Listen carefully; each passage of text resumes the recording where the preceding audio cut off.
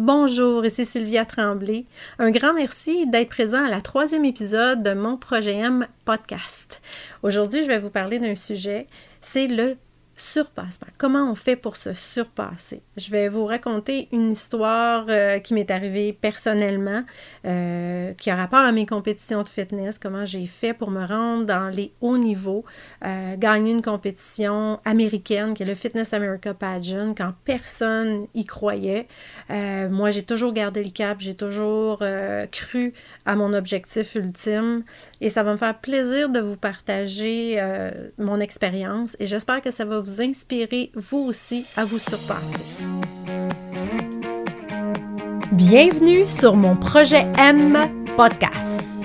Ici Sylvia Tremblay, championne nationale et internationale de fitness, experte en nutrition et remise en forme visant la santé globale. Je suis une femme d'affaires, conférencière et auteure, fondatrice de mon projet M. Passionnée, amoureuse de la vie, ma mission est d'aider les gens à être plus en forme et en santé. Chaque semaine, je vous parlerai d'un sujet inspirant avec des invités qui sauront vous motiver et vous aider à sortir de votre zone de confort. Vous voulez vous surpasser? Vous voulez améliorer votre vie, vos finances et vos relations? Pour cela, il faut être déterminé et savoir vraiment ce que l'on veut. Être clair avec vos intentions est la clé du succès. Êtes-vous prêts? Ça commence maintenant! Alors bonjour encore une fois, me revoilà et j'espère que vous avez apprécié les 2 derniers podcasts et surtout le podcast avec Nathalie Gendron, Nathalie que j'adore et qui est une personne tellement positive et pleine de vie. Donc j'espère que vous avez grandement apprécié son histoire et si vous avez des commentaires, n'hésitez surtout pas, ça va nous faire plaisir. Aujourd'hui, je vais vous faire un petit podcast rapide parce que dans le premier podcast, je vous ai parlé un petit peu des compétitions de fitness que j'ai fait et il y a une partie dont j'aimerais vous parler parce que à chaque fois que je raconte cette histoire-là, les gens me disent que c'est inspirant et que ça les motive, ça leur donne un souffle pour eux aussi pousser un peu plus loin leurs limites et aller de l'avant vers des projets. Je vous ai parlé que la première cassette vidéo qu'on m'avait prêtée était une cassette d'une compétition en Californie qui s'appelle le Fitness America Pageant. C'était la version 1996 de cette compétition-là. Et c'est vraiment cette cassette-là, cette compétition-là qui m'a donné le goût de continuer, d'aller plus loin. J'ai fait ma première compétition ici au Québec, à Saint-Jean-sur-Richelieu. Écoutez, je suis arrivée là-bas, je ne savais même pas. Vous savez, dans les compétitions de fitness ou de culturisme, tout ça, il faut se mettre une espèce de faux tan.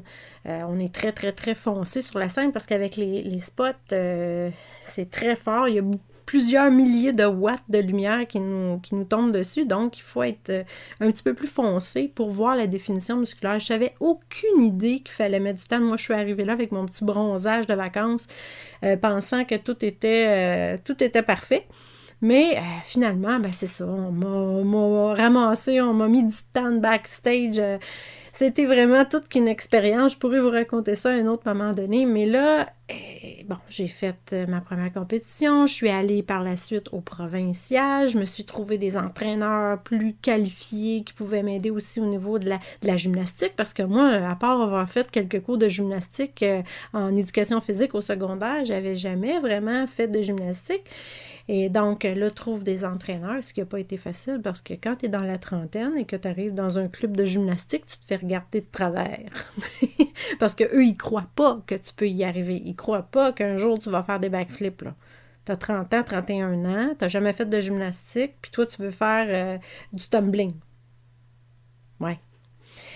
Mais moi, quand j'ai une idée dans la tête, je ne l'ai pas dans les pieds. Donc, j'ai finalement trouvé une coach qui s'appelait Elisabeth à l'époque. Et Elisabeth m'a grandement aidée à acquérir et aussi des gens du Cirque du Soleil. Je suis allée rechercher toutes les ressources que je pouvais. Je fonçais dans tous les murs possibles pour arriver à mes fins parce que je m'étais mis dans la tête qu'un jour, j'irais faire cette fameuse compétition en Californie qui était le Fitness America Pageant. Et j'avais dit au propriétaire du gym à Quaticook, Gaétan, moi, un jour, je vais faire cette compétition-là. Il s'est mis à rire de moi, il m'a regardé, puis il m'a dit, tu rêves en couleur. T'es une petite fille du Québec, à Quaticook, et puis tu penses qu'un jour, tu vas aller faire une compétition à Los Angeles, en Californie, puis compétitionner contre ces filles-là. J'ai dit, oui, un jour, je vais la faire. Il croyait pas ça. Eh bien, j'ai fait des pieds, des mains, parce qu'il fallait que je me classe pour aller faire cette compétition-là. Et ici, au Canada, on n'en avait pas de compétition avec cette fédération-là. Fait que je suis partie avec mon petit bonheur, puis ma coach de gymnastique, puis je suis allée faire une compétition au Connecticut. Je suis partie avec mon auto, louer une chambre d'hôtel, je suis arrivée là-bas, et je suis arrivée 5e parmi 40 quelques compétitrices. J'étais classée pour Fitness America. J'avais une étape de fête. Et là, à mon retour, je commence à regarder pour les billets d'avion, l'hôtel, c'était hors de prix, c'était beaucoup trop dispendieux pour moi. Donc là, fais des appels, va rencontrer des gens pour essayer de me trouver des commanditaires. Mais personne connaissait le fitness, c'était pas connu, c'était tout nouveau au Québec, on n'en voyait pas à la télévision. J'avais beau essayer d'expliquer aux gens qu'est-ce que c'était, mais bon, je trouve pas suffisamment de commanditaires. Il y a certaines personnes en Estrie qui m'ont aidé, mais pas suffisamment pour payer 750 $ de billets d'avion, plus l'hôtel pendant 4-5 jours. Bon, ça coûte des sous. Quand t'en as pas, t'en as pas. No money, no candy, mes parents me l'ont toujours dit. Mais là, j'avais encore ça dans la tête. Puis j'essayais de trouver de toutes les façons inimaginables de trouver les fonds pour faire ça. Mais je continuais à m'entraîner. Et puis là, j'avais fait mon premier championnat canadien en 1998 avec la CBBF. Et l'année se passe. Et là, je me prépare en me disant, bon, ben, à défaut de pouvoir aller en Californie, mais je vais refaire le championnat canadien CBBF. Et là, la date approche. Et mon coach, Yannick Morin, à l'époque, me dit, écoute Sylvia, je viens d'apprendre quelque chose. Il va avoir à Toronto le Fitness Canada Pageant, qui était la version canadienne de Fitness America Pageant.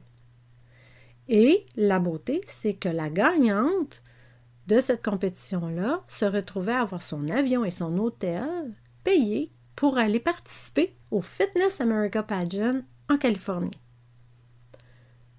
Il n'y a pas eu besoin de me le dire 2 fois. J'ai pris la décision d'aller, c'était en juillet, au Fitness Canada Pageant. Je me prépare, tout ça. Et là, la fédération CBBF et ici au Québec, ils ne voient pas mon inscription pour le championnat canadien. Et là, ils se posent des questions. Et je reçois un appel une bonne journée. On me dit, écoute Sylvia, qu'est-ce qui se passe? Est-ce que tu vas faire le championnat canadien? J'ai dit, j'ai pris la décision d'aller vers une autre fédération. Oh, il n'était pas content.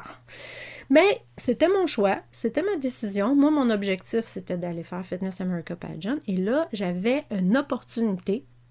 Dans la vie, on le sait, hein, il faut choisir, faire des choix selon les opportunités que ça va nous apporter.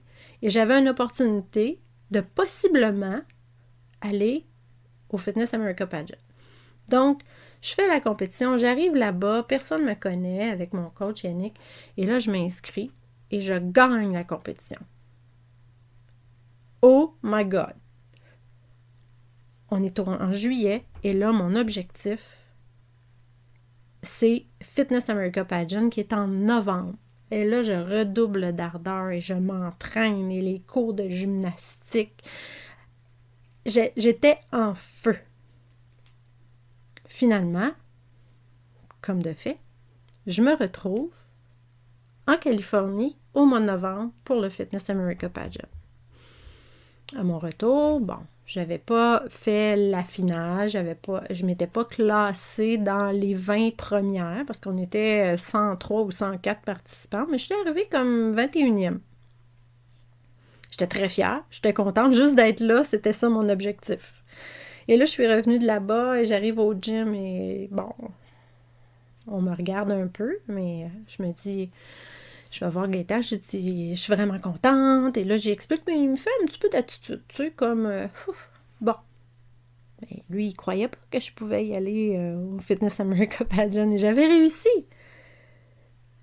En 2000, j'ai pas pu faire de compétition malheureusement parce que je m'étais cassé un pied lors d'un événement, un spectacle d'ouverture où je devais faire ma chorégraphie, puis est arrivé un événement que je me suis cassé le pied et j'ai dû remettre une année complète de compétition à cause de ça. C'est pas grave, je continuais à m'entraîner et je faisais tout ce que je pouvais, même si mon pied devait se réparer. J'évitais les mouvements, j'évitais les entraînements qui pouvaient nuire à mon pied, à la guérison de mon pied. Mais j'avais encore un objectif en tête, c'était de retourner à Fitness America Pageant. En 2001, je retourne faire Fitness Canada Pageant. Je gagne encore. Et là, billet d'avion, hôtel payé pour aller au Fitness America Pageant. Je me retrouve encore là-bas. Et cette année-là, c'était à Las Vegas. C'était ma première fois la première fois que je mettais les pieds à Las Vegas. J'étais wow! Je pourrais même pas vous expliquer là, le feeling que ça fait quand tu vas à Las Vegas pour la première fois. Toutes les lumières le soir, les spectacles extérieurs. C'est incroyable. Mais là, j'étais là-bas et je faisais Fitness America Pageant pour la deuxième fois. Il y avait aussi à l'époque le ESPN Series, qui était des mini-compétitions de 5 compétitrices que je prenais part. Et j'avais gagné ma série à moi. Donc, les 5 filles avec lesquelles je faisais les compétitions, c'est moi qui avais gagné ça. Et pour la grande finale de Fitness America Pageant, cette année-là, je suis arrivée 13e. Donc, je commençais à monter les échelons tranquillement. Ça, c'était en 2001. De retour au Québec, je continue à m'entraîner fort. Et là, cette année-là, pour 2002 plutôt, j'avais décidé d'aller faire le Fitness Universe Pageant, qui est dans la même fédération. Cette compétition-là était à Miami. Et je suis arrivée 4e. 2002, j'avais dit que je ne ferais pas Fitness Canada Pageant parce que, bon, je l'avais déjà gagné 2 fois, mais là, je me disais, Colin, c'est mon année, je veux aller à Fitness America Pageant. J'avais pas plus les sous pour aller à Fitness America Pageant. Fait que là, je décide, en revenant de Miami, et je dis au président de Fitness America, Luswick, je vais faire Fitness Canada Pageant. Et là, il me regardait avec un petit air, on me dit « Ouh, les filles ne seront pas contentes. » Mais, dans la vie, quand on dit qu'il faut penser un petit peu à soi, c'était pas tellement d'être égoïste, mais j'avais un objectif et ma seule façon de pouvoir me rendre à Fitness America Pageant, c'était de faire Fitness Canada. Je suis allée faire Fitness Canada 2002. Pour ceux qui ont peut-être suivi un peu ma carrière, c'est la fameuse année avec ma toune de It's Raining Man avec les parapluies et mon costume argenté, mes parapluies argentés. Ça passait beaucoup à la télévision à l'époque parce qu'ESPN avait enregistré la compétition. Ça s'est retrouvé à TSN et à RDS. On l'a vu beaucoup, cette chorégraphie-là, dans ces années-là. Donc, si vous vous souvenez un peu de ça et que vous vous souvenez d'une chorégraphie avec des parapluies et It's Raining Man, c'était bien moi. Donc, je fais Fitness Canada Pageant, je gagne encore pour la 3e fois. Et là, je me retrouve encore une fois en novembre au Fitness America Pageant. Et demandez-moi pas pourquoi, mais tout le long de ma préparation en 2002, je focusais sur ma victoire de 2002. Et je ne pensais qu'à ça. Et à chaque fois que je m'entraînais, je ne pensais qu'à ça. Et je me plongeais dans cette certitude je le sentais jusque dans mes tripes. Des fois, ça me faisait même pleurer tellement je le sentais fort. Que ce rêve-là était pour se réaliser. Quand je suis revenue, la première fois, je me rappellerai tout le temps, en 1999, et je suis arrivée au gym, j'avais dit à Gaétan, s'il écoute, il va rire, oui, je vais retourner à Fitness America Pageant, puis un jour, je vais le gagner. Je peux vous dire qu'il est parti à rire. Mais il avait bien ri quand je lui avais dit qu'un jour, j'irais participer, juste participer. Et j'ai réussi. Donc, quand je lui ai dit, un jour, je vais retourner et un jour, je vais le gagner, t'es vraiment pas convaincu de ça parce que Fitness America Pageant, premièrement, c'est une grosse compétition aux États-Unis et c'est un championnat national américain qui avait été gagné que par des Américaines. Et là, ben moi, la petite Québécoise qui arrive et qui se dit « Non, moi, je vais toutes les battre. » C'était pas une question de les battre, c'était question d'avoir cet objectif-là, de réussir cet exploit-là. Et donc, je me retrouve au mois de novembre et je fais la compétition. On est en Californie et je gagne. Je gagne et c'est comme si à l'intérieur de moi, il y avait quelque chose qui savait. Je l'avais programmé à chaque entraînement, à chaque pratique de mes chorégraphies. Je le voyais dans ma tête, je le pensais. Je faisais de la visualisation le soir en me couchant. Toujours dans un seul but, c'était de me voir avec le trophée de la victoire. Et c'est arrivé. J'ai gagné la version 2002 de Fitness America Pageant et j'étais la première non-américaine à gagner cette compétition-là. C'est un exploit aussi en soi parce que, des compétitions de fitness, c'est des jeunes filles dans la vingtaine, trentaine début, et moi j'avais 36 ou 37 ans, 36 ans, quand j'ai gagné. Donc, c'était un double exploit, on va dire ça comme ça.